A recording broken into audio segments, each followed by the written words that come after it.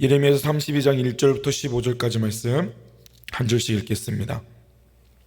유다의 시드기야 왕 열째 해 곧 느부갓네살 18째에 여호와의 말씀이 예레미야에게 임하니라. 그때 바벨론 군대는 예루살렘을 에워싸고 선지자 예레미야는 유다의 왕의 궁중에 있는 시위대 뜰에 갇혔으니 이는 그가 예언하기를 여호와의 말씀에 보라, 내가 이 성을 바벨론 왕의 손에 넘기리니 그가 차지할 것이며 유다 왕 시드기야는 갈대아인의 손에서 벗어나지 못하고 반드시 바벨론 왕의 손에 넘겨진 바 되리니 입이 입에 대하여 말하고 눈이 서로 볼 것이며 그가 시드기야를 바벨론으로 끌어가리니 시드기야는 내가 돌볼 때까지 거기에 있으리라. 여호와께서 이와 같이 말씀하시니라. 너희가 갈대아인과 싸울지라도 승리하지 못하리라 하셨다 하였더니 유다 왕 시드기야가 이르되 내가 어찌하여 이같이 예언하느냐 하고 그를 가두었음이었더라. 예레미야가 이르되 여호와의 말씀이 내게 임하였느니라. 이르시기를 보라, 내 숙부 살룸의 아들 하나멜이 내게 와서 말하기를 너는 아나돗에 있는 내 밭을 사라. 이 기업을 물을 권리가 내게 있느니라 하리라 하시더니 여호와의 말씀과 같이 나의 숙부의 아들 하나멜이 시위대 뜰 안 나에게 와서 이르되 청하노니 너는 베냐민 땅 아나돗에 있는 나의 밭을 사라. 기업의 상속권이 내게 있고 물을 권리가 내게 있으니 너를 위하여 사라 하는지라. 내가 이것이 여호와의 말씀인 줄 알았으므로 내 숙부의 아들 하나멜이 아나돗에 있는 밭을 사는데 은 17세겔을 달아주되 증서를 써서 봉인하고 증인을 세우고 은을 저울에 달아주고 법과 규례대로 봉인하고 봉인하지 아니한 매매 증서를 내가 가지고 나의 숙부의 아들 하나멜과 매매 증서의 인친 증인 앞과 시위대 뜰에 앉아 있는 유다 모든 사람 앞에서 그 매매 증서를 마세아의 손자 네리야의 아들 바룩에게 붙이며 그들이 앞에서 바룩에게 명령하여 이르되 만군의 여호와 이스라엘의 하나님께서 이와 같이 말씀하시기를 너는 이 증서 곧 봉인하고 봉인하지 않은 매매 증서를 가지고 토기에 담아 오랫동안 보존하게 하라. 함께 읽겠습니다. 만군의 여호와 이스라엘의 하나님께서 이와 같이 말씀하시니라. 사람이 이 땅에서 집과 밭과 포도원을 다시 사게 되리라 하셨다 하니라. 아멘. 우리 여름 사역을 위한 기도 제목 같이 읽고 말씀 전에 같이 읽고 나아가도록 하겠습니다. 제목부터 같이 읽고 우리 공동 기도문 같이 읽겠습니다. 거룩한 세대로 세우소서. 다음 세대를 사랑하시는 하나님 아버지, 여름 사역을 주님의 은혜로 준비하게 하심을 감사드립니다. 모든 사역이 안전하게 진행되게 하옵소서. 어떠한 사고나 위험으로부터도 지켜주시고 건강하게 모든 일정을 마칠 수 있게 하옵소서. 보내주신 강사 목사님에게 성령의 지혜와 능력을 부어주셔서 생명의 말씀을 힘있게 선포하여 집회마다 주님의 크신 은혜가 임하게 하옵소서. 찬양과 말씀, 기도의 시간을 통해 하나님의 임재를 경험하게 하옵소서. 특별히 아직 주님을 인격적으로 만나지 못한 자녀들이 마음 문을 열어주셔서 예수님을 구주로 영접하고 거듭남의 은혜를 누리게 하옵소서. 가정과 학교, 직장에서 무너지고 깨어진 관계들이 회복되게 하시고 상처받은 마음들이 치유되게 하옵소서. 그리하여 우리 초청교회 다음 세대에서 가정과 학교, 사회를 변화시키고 주도할 영적 리더가 세워지게 하옵소서. 우리 주 예수 그리스도의 이름으로 기도합니다. 아멘. 우리 여름 사역을 위해서 힘써 기도해 주시고 또 많은 기도와 관심 부탁드리겠습니다. 귀한 토요일 새벽 또 이렇게 은혜의 자리로 또 말씀으로 또 기도로 하루를 시작하는 복된 자리에 나오신 모든 분들을 주님의 이름으로 환영하고 축복합니다. 우린 예레미야서 말씀을 계속 읽어나가고 있습니다. 예레미야서 32장을 오늘 읽게 되었는데요. 예레미야서 32장은 다시 시드기야 왕 열째 곧 느부갓네살 왕이 다스리던 18째 해라고 그 시기를 언급하고 있습니다. 예레미야서는 지난번에 말씀드렸듯이 연대순으로 기록되어 있지 않습니다. 주제별로 연대가 조금씩 뒤죽박죽 되어 있기 때문에 우리가 이러한 연대가 언급된다면 또다시 31장과 다른 시기에 기록된 주제이구나 라는 것들을 이해하며 읽어나가야 되겠습니다. 오늘 함께 읽었던 32장 1절의 말씀 같이 읽겠습니다. 유다의 시드기야 왕 열째 곧 느부갓네살 18째에 여호와의 말씀이 예레미야에게 임하니라. 아멘. 이 시기는 시드기야 왕이 왕으로 등극한 지 10년이 지났고 바벨론 왕 느부갓네살이 다스린 지 18해가 되었던 해다라고 시작합니다. 시드기야 왕 10년은 대략 주전 587년을 의미합니다. 느부갓네살이 남유다를 정복하려 하였지만 그로 인해 남유다가 아직 멸망하지 않았지만 곧 멸망하게 될 때를 의미하기도 하죠. 시드기야는 남유다의 마지막 왕이었습니다. 그리고 그의 임기는 11년 동안 재위하였기 때문에 그의 임기를 본다면 이 기록이 쓰여진 이후에 1년 안에 바벨론의 3차 침공으로 남유다가 멸망하는 그런 때인 것으로 우리가 볼 수 있습니다. 그 상황으로 볼 때 곧 남유다가 멸망하게 될 멸망을 눈에 앞둔 그런 상황으로 우리가 판단할 수 있는 것이죠. 2절에 보면 그때 바벨론 군대는 예루살렘을 에워싸고 선지자 예레미야는 유다의 왕의 왕궁에 있는 시유대 뜰에 갇혔으니 라고 기록되어 있습니다. 바벨론 군대가 예루살렘을 에워싸고 라고 하여 이제 남유다가 위기에 처해 있음을 묘사하고 있습니다. 왜 바벨론은 남유다를 공격하고 멸망시키려 하는 것이었을까요? 시드기야는 주전 597년에 바벨론에 의하여 세워진 유다의 왕이었습니다. 따라서 그는 바벨론의 눈치를 봐야 했고 친바벨론적인 정치 행보를 보여야 했던 것이죠. 하지만 당시 시드기야 왕은 국제 정세를 잘못 판단하였습니다. 그래서 옆에 있던 애굽이 바벨론보다 더 강할 것이라 판단하고 애굽을 의지하였던 친애굽적인 애굽 정책을 펼쳤기 때문에 바벨론의 입장에서는 배신한 것처럼 여겨졌기 때문에 이 남유다를 멸망시키려고 했던 것이죠. 바벨론 왕 느부갓네살은 남유다를 멸망시키기 전에 대략 1년을 이 남유다 예루살렘을 에워쌌고 바벨론의 공격에 견디지 못한 주전 587년에 이제 남유다가 멸망하고 예루살렘 성전이 무너지게 됩니다. 그런데 이러한 시기에 예레미야는 지금 어디에 있다라고 기록되어 있습니까? 시유대 뜰에 갇혀 있다라고 기록합니다. 그가 시유대 뜰에 갇혀 있는 이유는 무엇일까요? 그것은 시드기야 왕에게 바벨론에게 항복해야 된다. 하나님은 바벨론에게 항복하기를 원하신다라는 것을 선포했기 때문입니다. 예레미야는 하나님의 말씀에 순종한 자였습니다. 그래서 느부갓네살 왕이 시드기야 왕을 바벨론으로 끌고 가게 될 것이다 라고 하나님의 뜻을 예언하였습니다. 예레미야는 전에 성전 설교로 인해 죽음의 위기에 처하였다면 이제는 남유다의 멸망을 선포하게 되므로 옥에 갇혀있는 상황이었습니다. 남유다의 멸망을 예언한 예레미야는 시드기야 마음에 들지 않았던 것이죠. 그래서 그를 시유대 뜰 안에 있는 감옥에 가뒀습니다. 현재 밖으로는 바벨론 군대가 에워싸고 있을 때 예레미야는 궁중의 안에 있는 시유대 뜰에 갇혀 있는 상황이었습니다. 우리는 시유대 뜰이 정확히 어디에 위치했는지는 알지 못합니다. 하지만 시유대라는 것이 왕의 그런 근위대를 의미하기 때문에 궁정 안에 있던 한 장소였음을 우리는 알 수 있습니다. 시드기야 왕은 하나님의 선지자를 가둠으로 하나님의 뜻을 막을 수 있을 것이다 라고 착각하였습니다.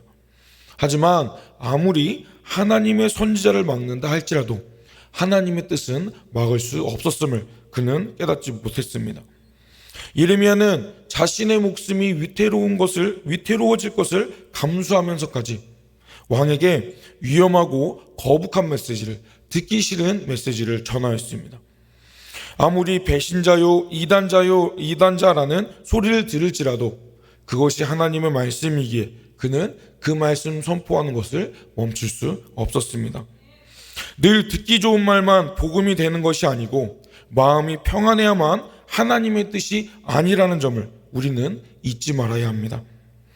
때로 그것이 내 귀에 거슬리고 내 입에 쓰다 할지라도 하나님의 뜻이라면 우리가 그것을 받아들일 수 있는 믿음이 필요합니다. 하나님의 뜻을 듣기 싫다고 해서 내 귀를 막고 내 눈을 가린다 할지라도 하나님의 뜻은 바뀌지 않습니다. 그렇게 우리는 하나님의 뜻에 귀 기울이고 하나님의 뜻을 바라보고 하나님의 뜻이 무엇인지 묵상할 수 있는 그런 믿음이 필요한 것이죠. 이제 3절부터 5절까지는 우리가 읽고 있는 개역 개정에서는 하나로 묶여 있습니다. 번역하는 과정에서 구분하기 애매한 부분이 있어서 하나로 통일한 것이었죠. 성경은 원래 제일 처음 쓰여졌을 때 장과 절의 구분이 없었습니다.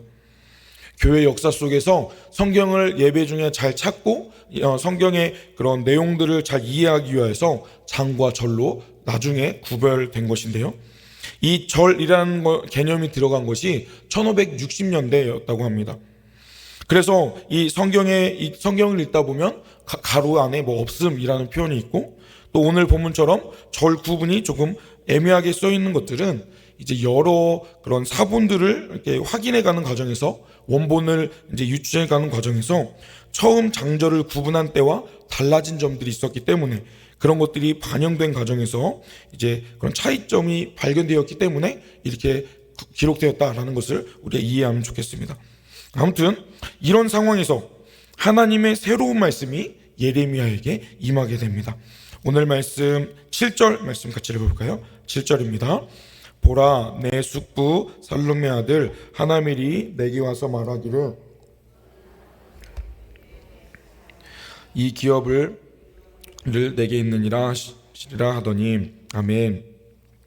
이제 하나님은 갑자기 예레미야에게 아나돗에 있는 밭을 사라라고 명령하십니다. 하나님은 예레미야의 친척인 하나멜이 와서 아나돗에 있는 내 밭을 사라라고 말할 것이라 말씀하셨고, 그리고 그 말씀대로 8절에 이제 하나멜이 시유대 뜰에 와서 예레미야에게 그 자신의 아나돗에 있는 땅을 사라고 말하게 됩니다. 예레미야는 이것이 하나님의 말씀임을 먼저 들었기 때문에 그것을 깨닫고 그 밭을 은 17세겔에 구입을 합니다. 세겔이라는 것은 무게의 단위인데요, 1세겔은 11.4g 정도 됩니다. 그러므로 17세겔은 은 한 약 20g 정도 되는 가치라고 볼 수 있겠는데요. 원래 이 아나돗은 예레미야의 고향이었습니다. 그리고 예레미야에게 기업을 사서 되찾을 기업물을 권리가 있었기 때문에 그것을 구입할 것인지를 물을 수 있었던 것이죠. 그런데 지금 이 상황이 조금 어색하다라는 것이 느껴지지 않으십니까? 지금 국가의 존폐의 위기의 상황 속에서 하나님께서는 예레미야에게 아나돗의 밭을 사라고 하십니다.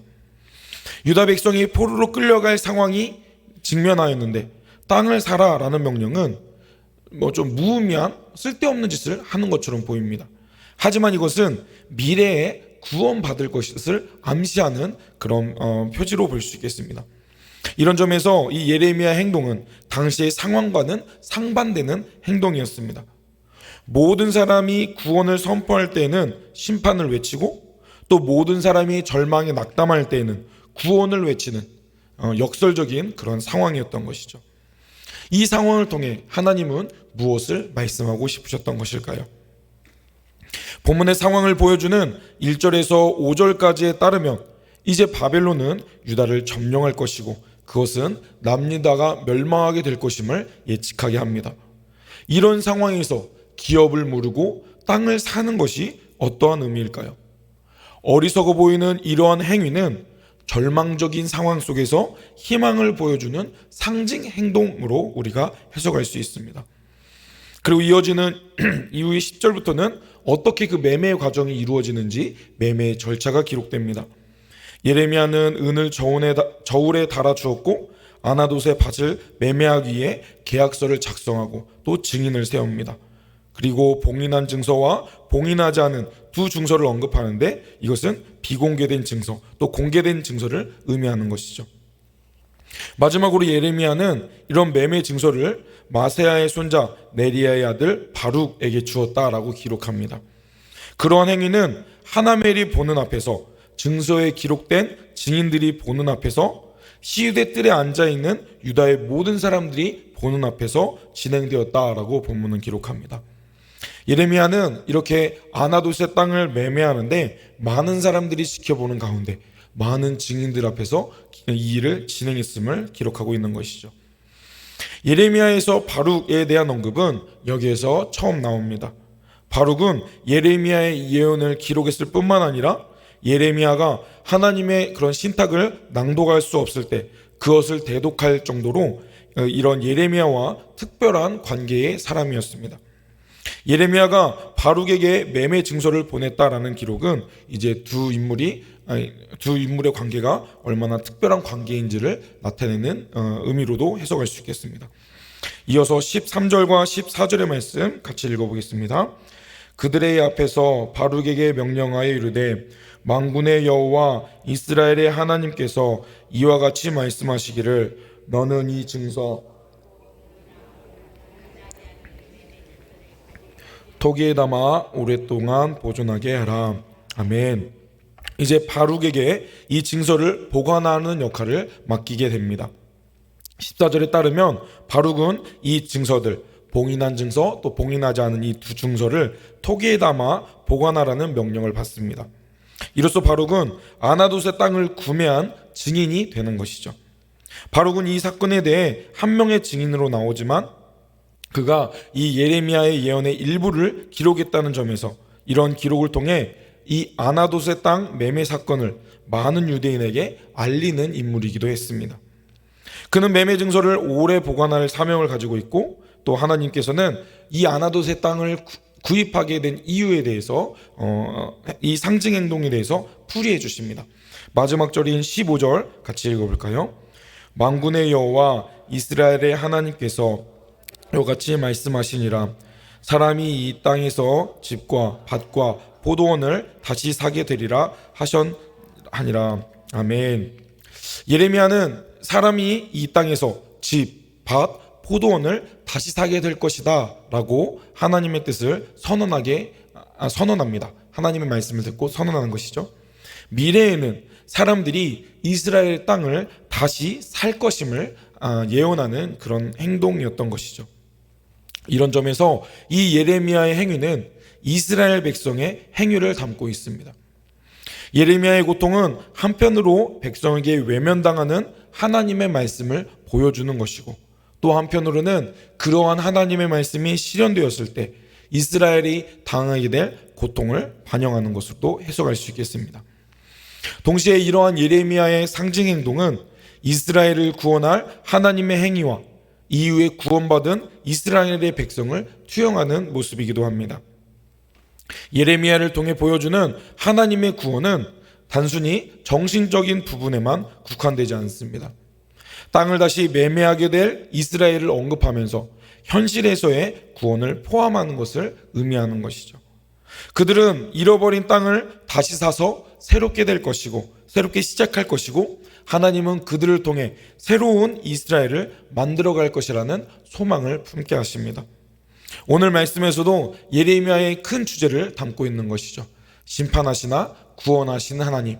지금은 죄악 때문에 큰 어려움을 당하게 되겠지만 하나님의 소망의 때가 된다면 결국 하나님은 이스라엘을 포기하지 않고 그들을 구원하실 것임을 이 상징 예언을 통하여 우리에게도 이야기하고 계십니다. 놀랍게도 바벨론에게 항복하는 것이 하나님께 항복하는 것이 되었습니다. 그러한 심판을 수용하는 데에서 구원이 시작되는 것이죠. 그들의 죄악 때문에 하나님의 심판이 임하게 된다면 그 심판을 항복하는 것이 하나님의 뜻에 순종하는 일입니다. 죽음의 현실을 수용하는 데서 부활이 시작됩니다. 이 믿기지 않는 하나님을 따르는 믿음이 구원을 준다는 사실을 우리는 기억해야겠습니다. 오늘 말씀에서 예레미야는 바벨론에 의해 남유다 이스라엘이 멸망할 것이라고 예언하면서 그의 숙부의 아들 살룸의 아들 하나멜의 밭을 사서 그 기업을 무르는 과정이 기록됩니다. 그에게는 물려줄 자식도 없었고 감옥에서 죽을지도 모르고, 무엇보다 그의 예언대로라면 이제 바벨론에 의해 예루살렘이 함락될 예정입니다. 그리고 포로로 끌려가게 될 것입니다. 그래도 그는 적지 않은 그런 값을 치르고 밭을 삽니다. 그의 이 허비와도 같은 행동을 통해 멸망으로 끝나지 않고 이후에는 귀환과 회복으로 끝날 것임을 하나님은 말씀하고 계십니다. 지금 이스라엘은 심판의 메시지를 믿지 않고 있습니다. 그렇기 때문에 이러한 회복의 메시지 또한 더욱 믿을 수 없었습니다. 우리가 경험하게 된 십자가의 은혜 또한 불신자들에게 그러한 모습일 것입니다. 십자가의 대속의 은혜를 믿지 못한다면 부활이 더욱 믿을 수 없는 일이 될 것입니다. 하지만 십자가의 복음이 부활의 은혜로 이끈다는 사실을 우리가 굳게 믿읍시다. 복음은 처음부터 그렇게 믿을 수 없는 이야기가 아니라 믿을 수밖에 없는 이야기가 아니라 믿을 수 없는 이야기였습니다. 따라서 우리에게 필요한 것은 그러한 복음을 받아들이는 믿음이고, 그 믿음이 우리를 구원한다는 사실을 우리가 굳게 붙잡고 나아갑시다. 때로 하나님의 계획을 우리는 이해할 수 없습니다. 돌아가는 길과 같고 고난의 길과처럼 보일지라 할지라도 그것이 하나님의 뜻이라면 기꺼이 순종하는 믿음을 가집시다. 이해하고 받아들이는 믿음이 아니라 설령 내가 이해할 수 없는 일이라 할지라도 그것이 명확히 하나님이 원하시는 일이라면 그 말씀을 따라 항복하는 것이 진짜 믿음입니다. 오늘 하루 그렇게 순종의 복을 풍성히 누리심으로 하나님께 나아가며 하나님이 예비해 주신 복을 누리실 수 있는 저와 여러분이 되시길 주님의 이름으로 축복합니다. 기도하겠습니다. 사랑의 주님, 오늘 예레미야의 밭을 매매했던 상징 행동을 통하여서 심판하시나 구원하시는, 또 심판의 어려움 이후에 소망을 이루게 하시는 하나님의 구원 사역을 함께 깨닫게 하신 감사합니다. 때로 우리가 이해할 수 없는 일을 만난다 할지라도 그것이 하나님의 뜻이라면, 하나님께서 그렇게 말씀하심을 우리에게 확신케 하신다면 우리가 기꺼이 순종할 수 있는 믿음이 되게 하여 주옵소서. 비록 내 뜻이 그렇지 않다 할지라도 하나님이 정말 그것을 원하신다면 하나님께서 원하시는 모습대로 한 발 한 발 나아가는 굳건한 믿음을 우리에게 허락하여 주옵소서. 우리가 하나님 말씀에 민감히 반응하는 자가 되기 원합니다. 내 뜻대로 내 가치관으로 하나님께서 이렇게 살기를 원하시겠지 추측하며 살아가는 것이 아니라 정말 하나님께서 원하시는 대로 하나님의 뜻에 순종하는 그런 믿음의 사람들이 되게 하여 주시옵소서.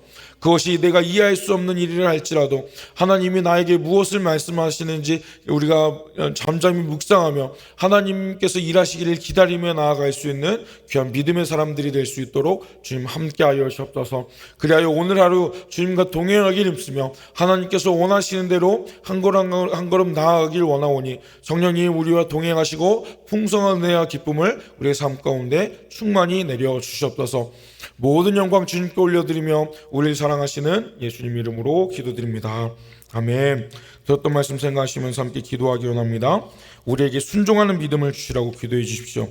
여름 사역 가운데 풍성한 은혜를 주시라고 기도해 주시길 바랍니다. 이 여름 우리의 자녀들이 주님 만나는 은혜를 누려야겠습니다. 그 일 위해 모든 수도들이 순조롭게 잘 준비되어질 수 있도록 여름 사역을, 또 단기 선교 사역을 위해 기도해 주십시오. 내일 드려질 우리의 예배를 위해 기도해 주시기를 바랍니다. 모든 예배 가운데 성령의 임재하심과 하나님의 위로하심과 능력을 경험하는 모든 예배가 되어지게 해달라고, 우리가 주일 낮 예배와 또 다음 세대에서 드려진 예배, 석양 예배를 통하여서 주님께 영광 올려드리는 귀한 시간들 되게 해달라고, 우리 수천교회가 은혜가 더 흘러넘치는 사랑의 공동체가 되도록 연약한 성도들을 위해 또 개인적인 기도 제목들을 놓고 시간 주여 한번 부르시고 합심해서 기도하겠습니다. 주여.